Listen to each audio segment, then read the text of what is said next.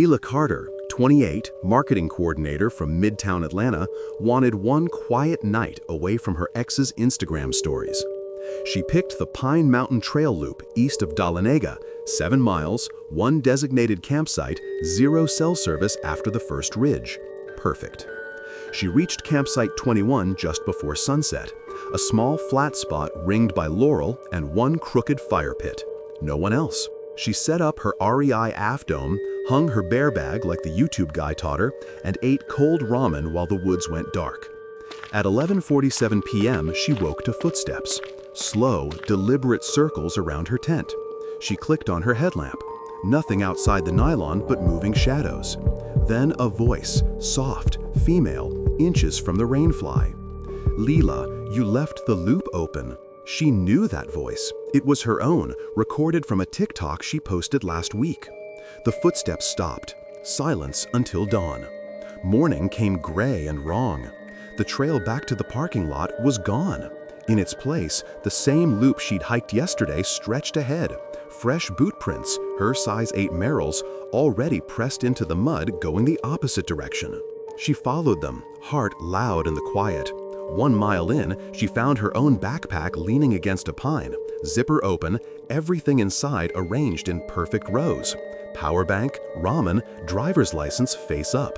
The photo on the license smiled, but the eyes were blacked out with mud. Leela ran. Branches whipped her face.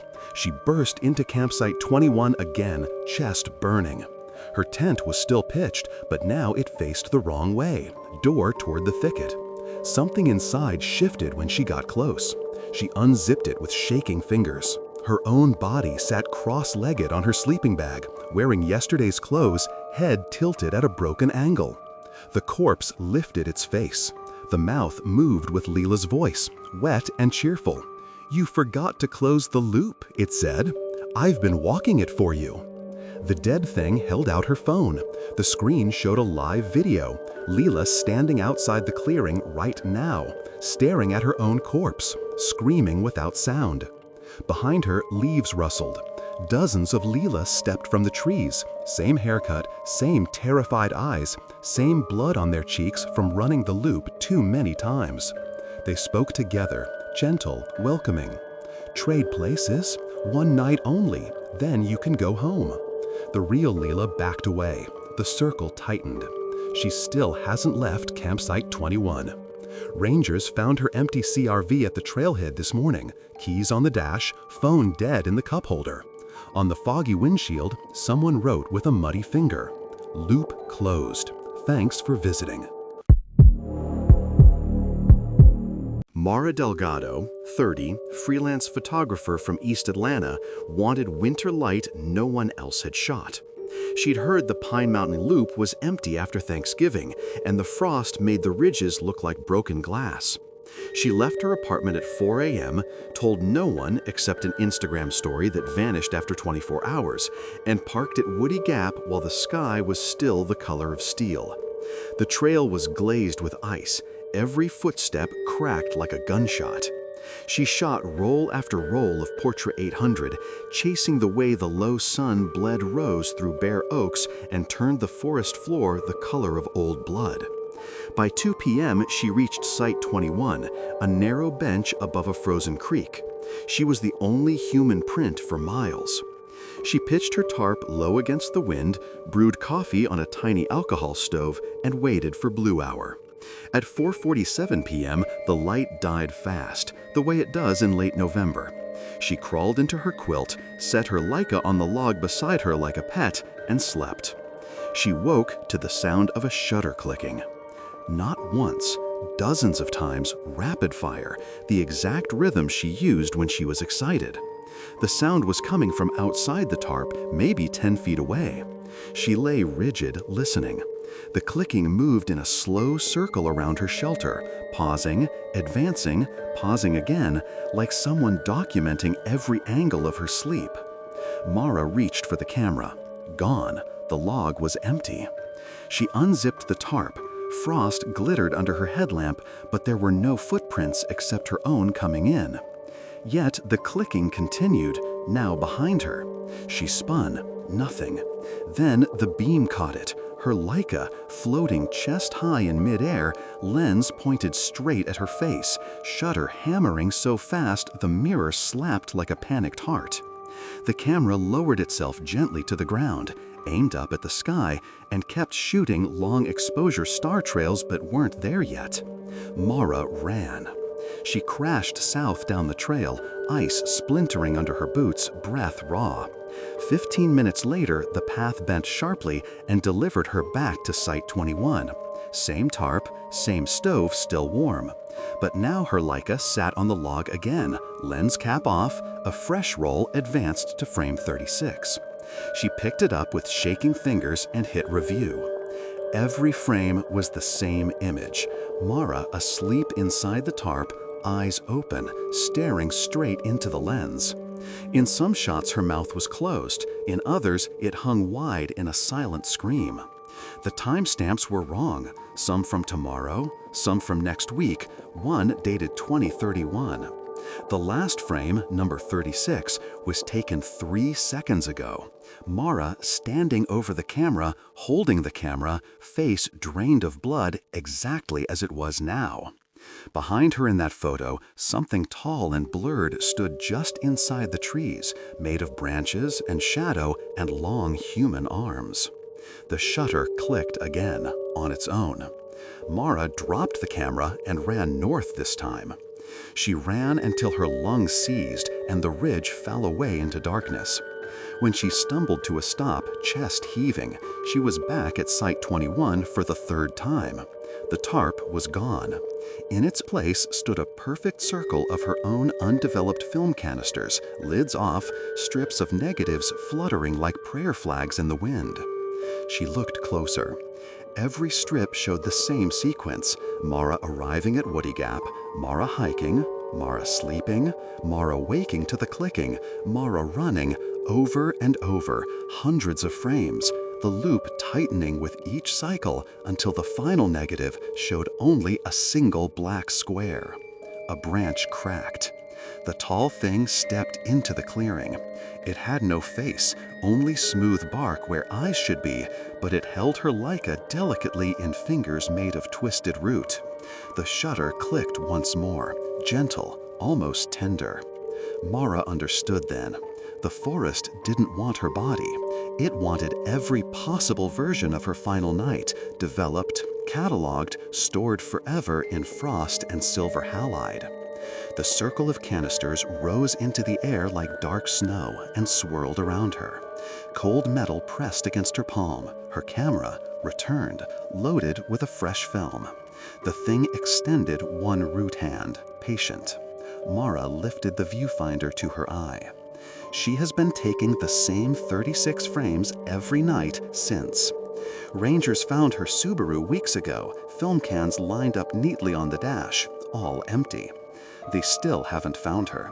But if you hike the Pine Mountain Loop on a cold, clear night, you might hear a shutter clicking somewhere in the dark, patient, endless, waiting for the light to be exactly right. Ethan Park, 34, software engineer from Buckhead, told his group chat he was touching grass for 48 hours.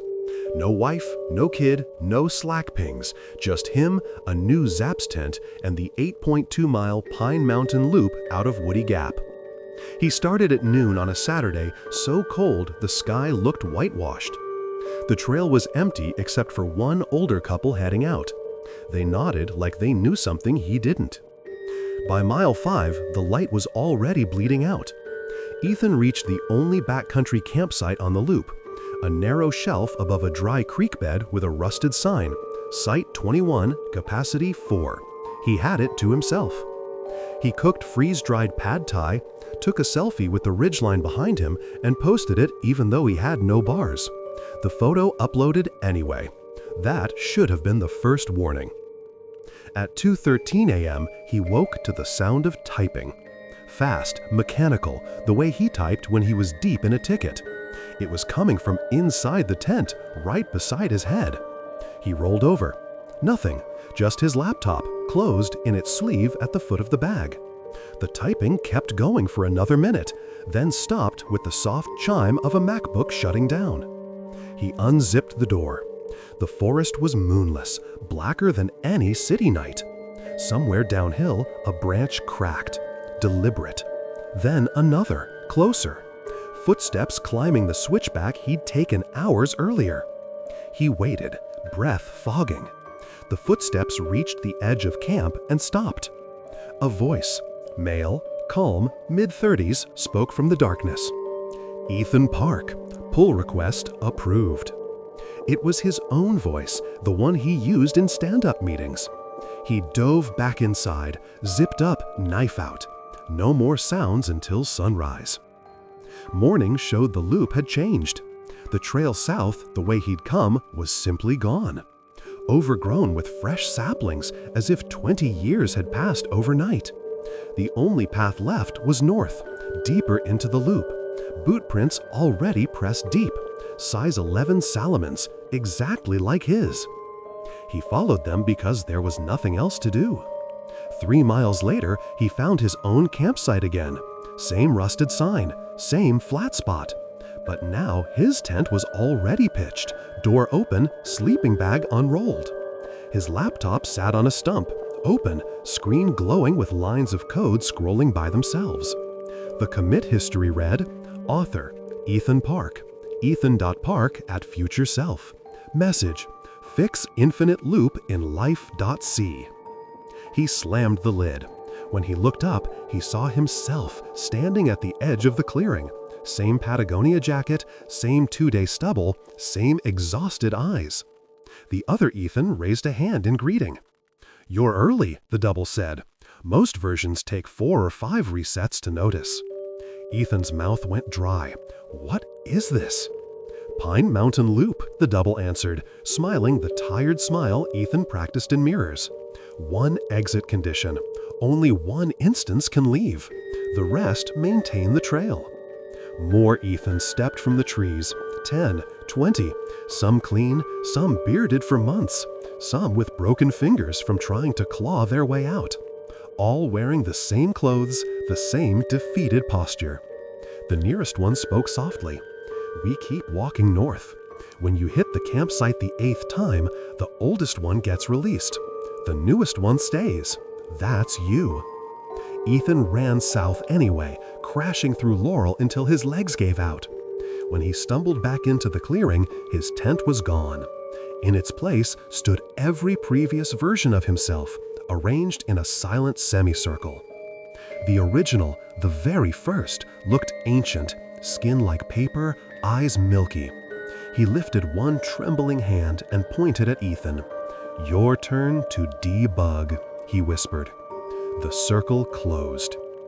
They say if you hike Pine Mountain at dusk, you might see a man in a little like you, carrying the same pack, walking the same 8 miles over and over, muttering lines of code under his breath. He'll wave if you wave. He'll even answer if you ask his name. Just don't follow him north when the sun drops. The loop only needs one more instance, and it already knows your commit history. I've camped alone plenty of times. It's the one thing that clears my head after long weeks at work. But last October, I drove up to the Tongue Ridge Forest in upstate New York, an isolated, pine-choked stretch of mountains where phone signals die miles before you reach the first trail marker. I'd been there twice before. I thought I knew the place. I didn't. The first warning sign came as I reached the trailhead. Every car that had been parked there earlier that day was gone. It was barely 5 p.m., sun still above the trees. No hikers, no photographers, nothing. Just silence so heavy it felt physical. I shrugged it off, hiked about 2 miles in, and set up camp beside a small clearing. The forest smelled like cold earth and sap. Usual forest sounds, crickets, wind, crackling leaves, were strangely scattered, as if something was interrupting them. By nightfall, it got worse. I was eating a can of chili by my fire when I heard footsteps. Not wildlife. These were heavy, slow, deliberate. I froze. The sound came from behind the tree line, maybe 20 feet away. I grabbed my flashlight and yelled, "Hello?" Expecting a lost hiker. The footsteps stopped instantly. Then came a whisper. "Don't look." My skin crawled so violently I shivered. I scanned the tree line with the light, but the beam hit nothing except trees and blackness. I told myself it had been the wind, a trick of the years. At around midnight, I got into my tent and zipped myself in. The fire was dying down outside, and the forest was too quiet again, like everything was holding its breath. Somewhere between waking and sleeping, I heard breathing, deep, animal-like breathing, inches from the tent wall. I held my breath. My heart pounded so loud I was sure it was shaking the tent. Then the breathing stopped, and something pressed against the tent fabric from the outside, long, bony, like fingers. I yelped and scrambled for my flashlight. As soon as I switched it on, the pressure vanished. I didn't sleep the rest of the night. By sunrise, I had convinced myself it was a deer or a black bear, anything but a person. I packed fast and left the campsite, heading down the trail. After about half a mile, I found something I hadn't seen on the way up. A second campsite, abandoned. A tent collapsed, a backpack on the ground, a campfire long cold. And carved into a tree beside it was a message. "Don't look at it, it follows." My blood iced. The words from last night, the whisper, rushed back into my head. I walked faster. About another mile down, the feeling of being watched grew unbearable. I kept glancing behind me, telling myself to stop. The air felt thick, wrong, like something was pacing me between the trees. At one point, I swear I heard my own voice call my name from somewhere in the forest. I didn't look, I just kept moving. When I finally reached the parking area, I almost cried with relief. My truck was the only one there. I unlocked it with shaking hands, threw my gear inside, and slammed the door. Then I glanced into my rearview mirror. A tall, distorted figure stood about 30 feet away at the tree line. Too tall, limbs too long. Its head tilted as if studying me. I snapped my eyes forward and turned the key. Don't look at it. As I sped down the gravel road, a horrific realization hit me like ice water. That abandoned campsite? There had been 4 sleeping bags. 4 people. 4 people who didn't make it out. I pressed harder on the gas. By the time I reached the highway, I finally looked in the mirror again. Nothing. I told myself it was over. For weeks afterward, things were normal again. But 3 nights ago, at exactly 12:17 a.m., while I was lying in bed, I heard footsteps in my hallway. Slow, heavy, deliberate. I froze. And then, beside my ear, I heard a whisper. "You looked." I haven't slept since, and I don't camp anymore. Don't forget to subscribe for more scary stories. Thank you for watching.